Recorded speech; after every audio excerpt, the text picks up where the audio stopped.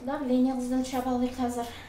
Мунавара Богданова – терапевт 7-й горбольницы. Ежедневно принимает по 25 пациентов. Долго ждала, когда ей разрешат привиться. Я, во-первых, перенесла это тяжелое заболевание тогда, когда не было еще вакцины. Я не прививалась тогда по понятной причине. Но так как я перенесла очень нелегко, тяжело.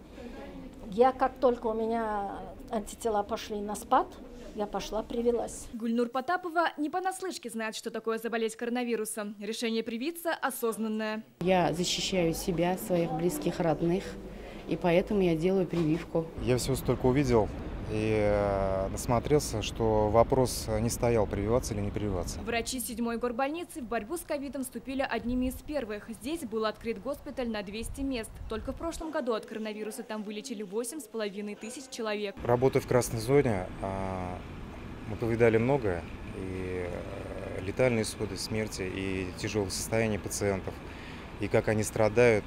И чтобы не допустить этого момента, не дойти до этого состояния,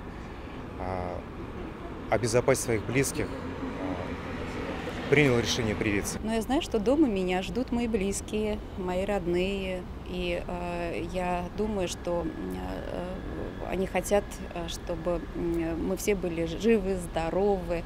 Я считаю, что каждый из нас должен нести ответственность и за свое здоровье, и за здоровье близких и окружающих. Сейчас в «семерке» вакцинирован практически весь медсостав. Подлежащих вакцинации было 3034 человека. Вакцинировано на сегодняшний день 2871.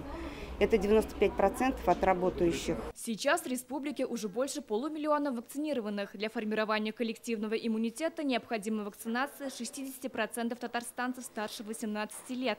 На данный момент эта цифра равна 28%.